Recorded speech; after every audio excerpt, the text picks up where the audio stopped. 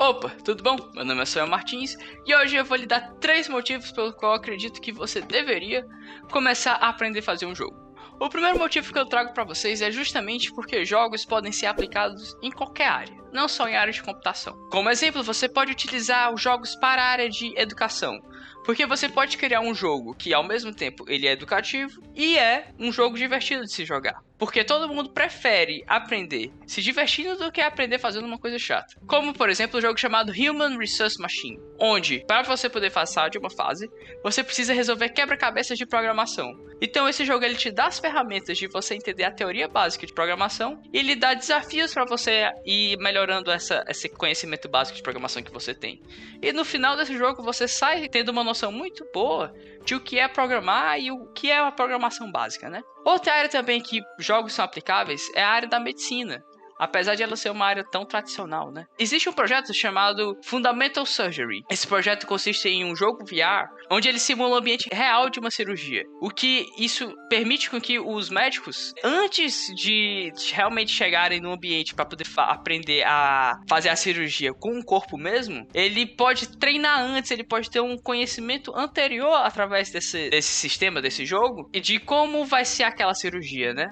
Vou botar o link na descrição aí para se vocês quiserem entender mais desse projeto. Outro exemplo também na área de medicina é o jogo que o meu amigo Davi fez, onde ele fez um jogo que ensina as crianças a entenderem melhor o que fazer com a glicemia alta, na hora que você tem que utilizar a insulina para poder controlar a sua glicemia.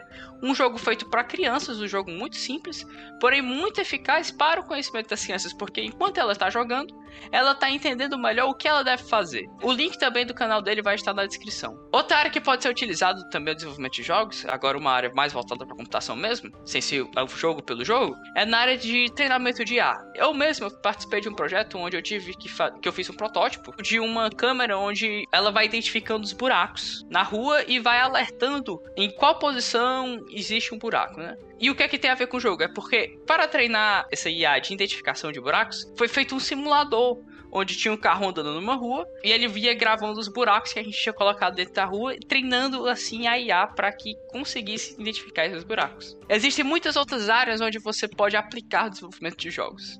Você tendo o conhecimento específico dessa área e tendo o conhecimento específico de criação de jogos, vai lhe dar a habilidade de você criar um jogo específico para essa área, onde ninguém ainda conseguiu criar, justamente porque as pessoas não têm esse conhecimento de criação de jogos e não têm a criação de jogos como uma ferramenta de ensino, uma grande ferramenta de ensino, né? O segundo motivo pelo qual eu acho importante você aprender a desenvolver o jogo é justamente porque ao desenvolver o jogo você não está treinando só suas habilidades de codificação, né? Suas habilidades como programador. Você também acaba desenvolvendo outras áreas que são úteis para qualquer tipo de projeto, como por exemplo a área de organização de projetos, que quando você começa a fazer um jogo é importante que você crie um GDD, que é o Game Development Document. Basicamente, ele vai dizer todas as características que o jogo vai ter. Então, ele vai dizer se o personagem vai correr de um lado para o outro, se ele vai poder bater, se ele vai poder voar. Ele vai ter todas as informações principais que o jogo vai ter. E o porquê que é importante você ter isso, né? Porque através desse documento você vai conseguir acompanhar melhor o desenvolvimento do seu projeto. Você vai saber se ele tá no meio, se ele tá no fim, se ele tá no início. E você vai conseguir se organizar melhor em relação ao desenvolvimento. Quais são as features que dependem uma da outra para você poder começar a fazer logo daqui, não depende de ninguém, esse tipo de coisa. E outra área também que desenvolvimento de jogos ajuda é a área de User Experience, que é experiência de usuário, onde ela se preocupa se o usuário ele está fazendo as coisas dentro do jogo intuitivamente ou ele está tendo dificuldade de conseguir avançar no jogo, né? E essa área ela é muito utilizada em qualquer coisa que você vai fazer. Por exemplo, você vai fazer uma apresentação, você quer fazer uma apresentação intuitiva, onde a pessoa consiga identificar exatamente os pontos que você vai falar, que seja fluido a sua explicação. Então é muito legal esse conhecimento a mais que o desenvolvimento de jogos lhe traz. Outra área também que ele melhora, e agora uma área de programação mesmo, é justamente na qualidade da sua programação. Por quê? Se você está fazendo jogo, você quer que a maior quantidade de pessoas possíveis joguem esse jogo. E se você tem essa preocupação, você sabe também que as pessoas têm tipos de computador diferentes. Algumas pessoas têm computadores muito bons, outras pessoas têm computadores muito ruins. E você vai querer fazer sempre o jogo mais otimizado possível para que qualquer pessoa possa jogar esse jogo. E para isso, você tem que realmente desenvolver skills, habilidades de programação para deixar o jogo cada vez mais otimizado e o jogo cada vez mais fácil de rodar em qualquer tipo de máquina. E o que é legal disso é porque existem realmente mais áreas que eu não falei aqui que o desenvolvimento de jogos lhe ajuda, né? E uma das coisas legais de desenvolvimento de jogos é justamente que essas áreas que eu comentei são coisas que você aprende naturalmente. Normalmente você não vai, vou pesquisar sobre UX hoje, que é experiência de usuário. Vou pesquisar sobre criação de documentos. Você vai atrás disso para poder tornar seu jogo melhor, o que lhe traz essa informação e esse conhecimento naturalmente. E o terceiro e último ponto que eu tenho para você começar a aprender a fazer um jogo é justamente o mercado de desenvolvimento de jogos, né? Porque apesar de não ser tão fácil assim você entrar numa grande empresa e trabalhar numa grande empresa de desenvolvimento de jogos, você pode começar uma própria empresa por você, porque existem várias plataformas para você conseguir vender seu jogo mais fácil.